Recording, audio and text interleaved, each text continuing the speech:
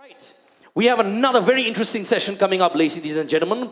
To do the honors, I'd like to call on board Mr. Nishit Desai, who's going to be introducing our very special guest. Mr. Desai, welcome back. Great to have you back, sir. And I'm sure you're as excited as I am. Of course. How many of you have not heard of Godrej? I have, sir. How many of you have not heard? Not heard, okay. Lawyer talks. Be careful. Okay. So most welcome to this particular session, and may I tell you that we are going to have one of the finest young icons of a traditional business group called Godrej, who directs strategy and innovation at Godrej and Boyce, India. His belief that innovation can be used for identifying the hidden opportunities which can illuminate the lives of people in unforeseeable ways. And that led him to set up Innovation Center at Godrej and Boyce. The center implements disruptive innovation and human-centered design and works with diverse set of employees from various Godrej and Boyce businesses to imbibe a culture of innovation at grassroots level. He believes that strategic design should pervade every aspect of a business if it is to deliver products and services of greatest value to the community, and that is his vision for Godrej and Boyce. He holds master's degree from the Illinois University of Technology. He holds master's degree in design, actually, Chicago. And that gentleman is Navroze Godrej. Please give him a big round of applause. Welcome, Navroze.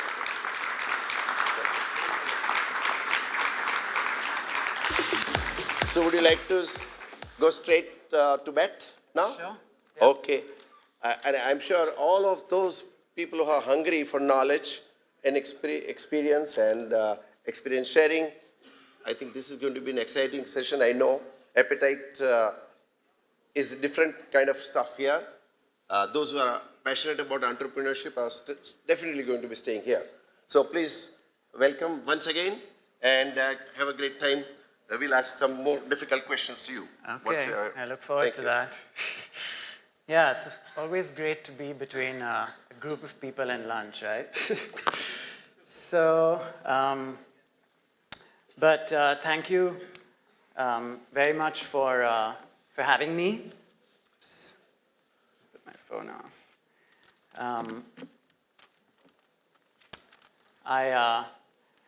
I run our Innovation and Design Center at Godrej. Thank you for the introduction. So our Design Center basically works with different Godrej businesses on their innovation strategies and on incubating new businesses inside of Godrej. We have a pretty diverse team of research, design, strategy, engineering, communication, and sort of all our project teams have a mix of people from different backgrounds, industries, nationalities, and experiences. And I'm talking today about how Godrej is building a culture of innovation. And how we're thinking about the future. The kind of organization we want to be, the kind of people that we want to hire, the kind of culture that we want to build. And I think it starts with defining what your purpose is as an organization. I think understanding the purpose of any organization is the starting point, I think, for any strategy. And I think it's largely about business definition and sort of where you want to have an impact in the world. And that's really important for a diversified group like Godrej. I think it's also important to sort of unshackle yourself from traditional organizational constructs and instead sort of create ways to think about the future in more sort of people-centric ways, more outside-in, more in keeping with the rapidly changing world around us. So here's a thought. The child starting school this year will graduate in the middle of the third decade of the 21st century. She will step into a world with challenges and opportunities beyond what we can imagine today. Problems and possibilities that will demand creativity and ingenuity, responsibility and compassion. Looking at how we're training people to take on this challenge that the future has in store, we're preparing these students for jobs that don't yet exist, using technologies that haven't yet been invented in order to solve problems we don't even know yet. So how can institutions and organizations like Godrej operate in such an ambiguous world? And I'd like to talk about how Godrej is thinking about taking on these challenges and building an organization that is responsive to the needs of the future. I think a big part of being responsive is about being able to understand this idea of interconnectedness. Interconnectedness is about sort of that industries, markets, technologies are all more than ever interconnected. Right? I think the implications are that we need to be thinking more in terms of platforms, in terms of building networks and ecosystems, as opposed to thinking about individual standalone products and services. So if we don't want people to keep inventing more and more stuff, then we need to give them, we need to be clear, we need to give them the tools in order for them to know what is expected of them inside the organization. I think this is one of the biggest shifts that's really happened, right? So you look at something like your iPhone, and is it a communication device? Is it a way to manage your health? Is it a way to entertain yourself and share things with your friends? It's all of these, and I think technology has really enabled these convergences to happen, and they're happening at a more and more sort of rapid speed today. Take the healthcare industry. Right, 10 years back, it might have been impossible to think about how interconnected healthcare and IT and computing, would have been. But 10 years back, if companies were not thinking about that, then they're probably not relevant today. Or at the same time, there's another revolution in 3D printing. And if companies in the healthcare space are not thinking about that today, then they're probably going to go out of business. So that's the current context of the world we live in. And I think there's a change that's happening inside of Godrej to that's getting us to think much more outside in, looking at these major shifts that are happening in the world around us, and enabling us to sort of spot these shifts and spot these trends. If you look at the way that our current organization is structured, right? This is how we're currently structured. But people don't think of themselves as refrigerator buyers or vending machine users or equipment operators. Right? We don't think of ourselves that way. Right? We think of ourselves in terms of wanting to lead a healthy and happy life. We think of ourselves as taking care of our friends and family. We think of ourselves as wanting to be successful at our jobs. But traditional organization constructs don't really allow companies to think from the user's point of view to think in this sort of outside-in way. We think in terms of industry verticals, product categories, but that's not how people think, and that's not how people live their lives. So we have a framework that we now use inside of Godrej that we call purpose pillars. And these 6 pillars now guide all strategy and innovation initiatives at Godrej. We look at everything we do from retail, furniture to power distribution and aerospace through the lens of these 6 pillars. And what they do is that they enable us to think more holistically about what businesses we're in, and particularly about business definition. So you take something like security. Purpose pillars allows us to shift our thinking from seeing security as locks and safes and surveillance equipment to thinking about how do people think of security? How do they take care of their, how does a mother think about protecting her kids? How do families plan for the future education of their children? Right? When it comes to security, these are the concerns that people have. And as a company, if you claim your mission to be experts in the areas that you operate in, then we really need to understand sort of what security means from a people's point of view. So purpose pillars are really helping us to think much more long term when we do research into something like security or into the future of energy distribution in India, for example. But they also help our businesses in the short term to be much more empathetic towards their customers and to treat people's needs and motivations and aspirations and anxieties equally to businesses' needs and aspirations. And I'd like to play a short film for you.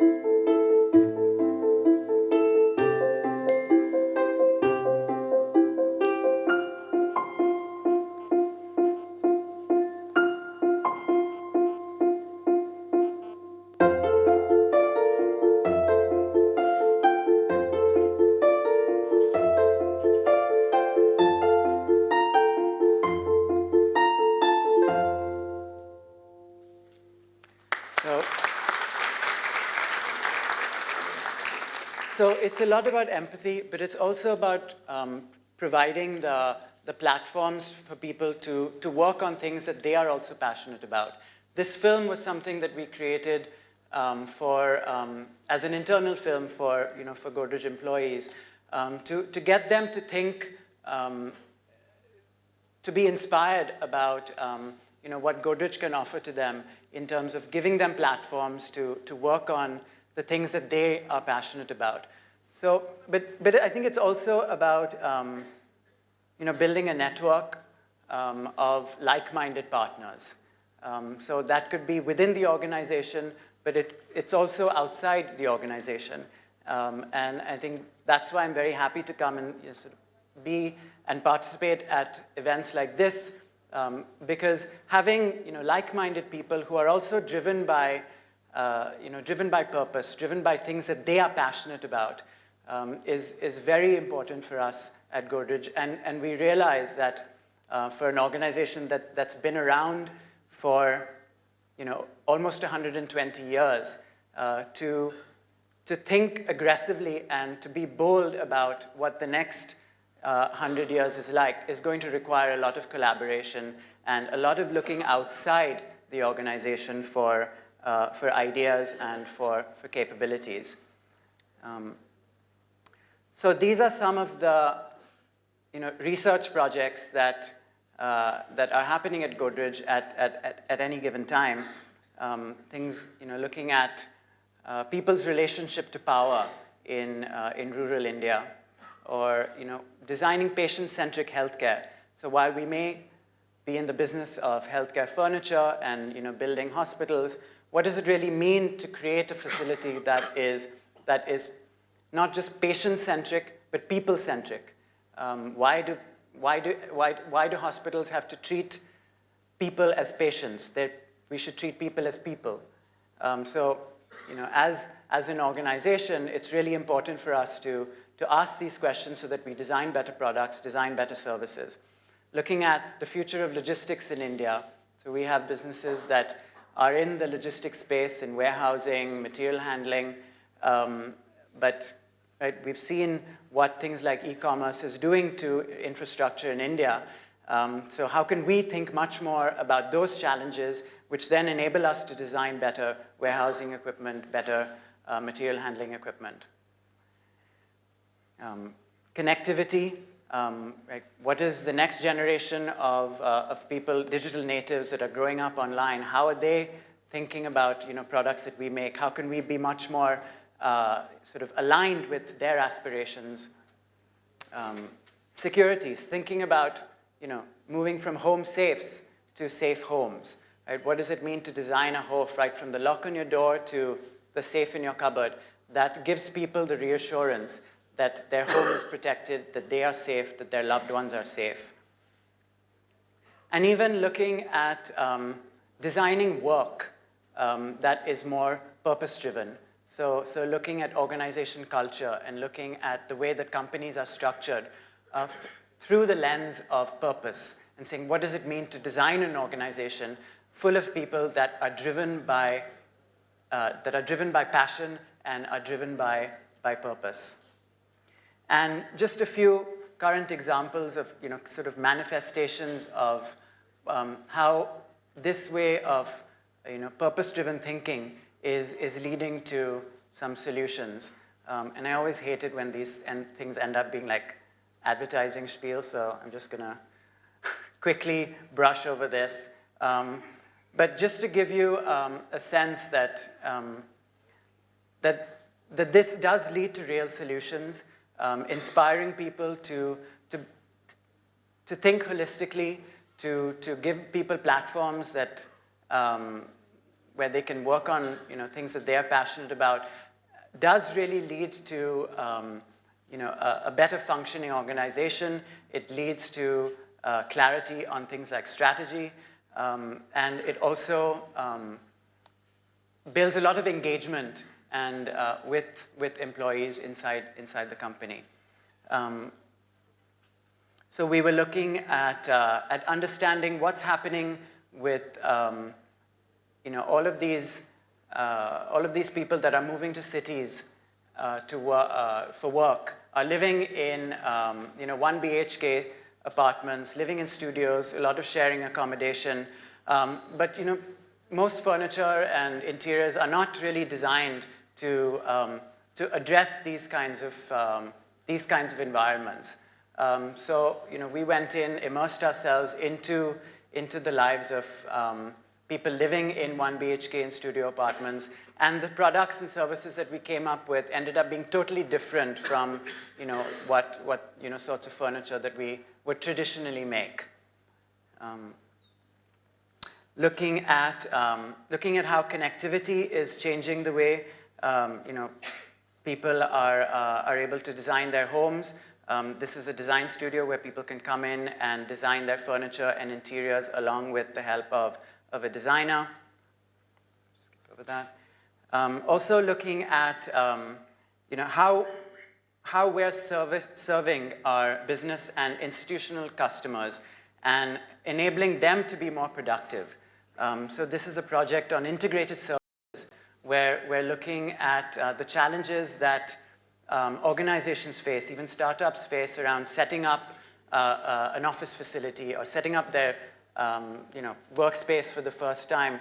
Can we take on that responsibility? Can we take on those challenges and provide an integrated solution to these customers? And so this slide has many different Godrej businesses who, if we were not thinking along how can we make your business more productive, would not really come together to work together and provide this solution. And even looking at locks and safes, but also looking at in a way the equipment that's powering those equipments, and looking at our aerospace businesses. How can we work better with our customers to really understand the future needs when it comes to defending the nation? And even thinking about energy and power and building partnerships with external organizations, with some startups that are looking at very innovatively at increasing access to affordable power, and even looking at building more inclusive businesses. And here's an example of one business, which is Chotu Cool, which is a small cooler which we sell in rural markets, which is really addressing the problem of food preservation. And how can we think about not just providing them with a cooling solution, but also understanding what other challenges that they have in their home. How can we look at livelihood advancement? How can we look at providing jobs to more people in these areas? So it gives us it's a much more holistic approach to business, as opposed to saying, let's just design an affordable, cheap cooler and sell that to people. Our Innovation and Design Center is really about establishing internal resources for research, communication, strategy of all kinds, right? So looking at product, graphic, UI, UX, and we're building a team. We've got about 60 people so far, and that team is growing quite a bit. It leads all innovation and design initiatives at Godrej. It's establishing and implementing a design policy to guide internal and external design efforts. And in the short term, we want the IDC to, we think of ourselves as a standard bearer for design and quality that comes from Godrej. But in the long term, its goal is to enable Godrej to become the standard bearer for design. We have a lot of activities and programs that run at the Innovation Center, where we bring in people to work with people from different businesses on projects. We try and engage our leadership. This is a gathering of about 150 senior leadership sitting on beanbags, spending 3 days talking about innovation and what does it mean to build an innovative and design-led culture. This is one of our business heads getting his hands dirty, doing prototyping. Sprint is a platform, like I mentioned earlier, where we give employees the opportunity to work on things that they are passionate about. So they work with people from the design center who instruct them in tools and methods to do innovation, but they can work on problems that they are passionate about. This is a group of young engineers presenting to our senior leadership, which wouldn't normally happen without such platforms. This is a group of people at the Innovation Center who instruct in innovation and design methods, and there's a lot of work that's happening on building that culture within the company. And I just wanted to end by talking about Hubble. I think when dealing with complex problems, it helps to have tools, methods, and environments that to make sense of this complexity. I certainly see it as our responsibility as Godrej to create an environment that nurtures creativity, that enables people to work on things that they are passionate about. So we created Hubble, which is an extended workspace that's open to all Godrej employees to come, interact with people from other business units, to work on things that they're passionate about, to brainstorm, to come up with new ideas, make new connections. And so it's a co-working space for anyone at Godrej to come, and it's been so successful internally that we're thinking about extending this model outside as well to maybe some of you. Because I think the traditional employee-employer relationship, I think, has changed already. Right? Companies, need to sort of change their thinking to think of themselves as platforms for passionate, smart, committed people to come and do their best work and create environments, systems, structures that allow people to really excel. And as a company, we're trying to, sort of evolve and sort of create this ecosystem and provide platforms for people to do interesting and exciting work. And that's it. Thank you. Thank you so much. Wonderful. Very quickly, I know everybody is hungry, so we are all mindful of your problem. But if you bear with us for a few minutes, we'll have just about 3-4 minutes dialogue. Some more questions we can take during lunchtime. But very quickly, let me ask you, I think all these entrepreneurs, how can they work with Godrej? I think because you're doing so many interesting things, but they would be curious to figure out, is there some way they can connect with you? I know that you have some funds also in the group now that have you come up with some funds for agri and other kind of stuff. But it would be nice if you can spare a minute to tell how can they connect, what can you do together, because you are sort of an icon. Yeah, and I think the reason why I chose to focus my comments today on purpose and the purpose pillars is because we're looking for partners who are doing interesting work in these 6 areas. Excellent. I think our thinking now really needs to shift from creating the products and services that we've always created to thinking looking outside to see where the other entrepreneurs are how they're thinking about these spaces. So we're constantly interacting with organizations like this one, and I think a reason. So if they have a good idea, they can come back and talk to you. Well, hopefully they are good ideas. Yes. Wait quickly before I open up. We have very little time now. You've been in existence almost 120 years now, right? Godrej is more like becoming Godrej Perpetual Unlimited, if I may rename your group, because what has really given some kind of sustainability and you are a family organization, and how family has lived together. We have seen so many families breaking up. After first generation, usually there is a breakup, you know. Now, in your case, and some other cases, of course, in India as well, how do you sustain this collegiality or collaborativeness? Or I'm sure a lot of things happening, but if you can just give little quick tips, that would be good. Well, I think one of our values is resilience, and having that long-term view. Right, some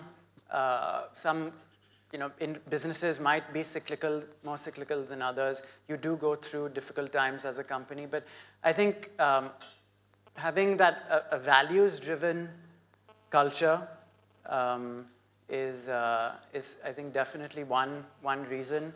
Right, you have a sort of a clear reason to exist. To have. So I think purpose gives you passion. I think that's the most important thing. And values give you sustainability. Yes. There is a very nice book, if some of you want to read. It describes 35 case studies of Japanese family firms that have lasted for 500 to 1,000 years, called Eternal Ventures. Very, very good book. So I'm very happy that you are here today. We're almost 0 hour now.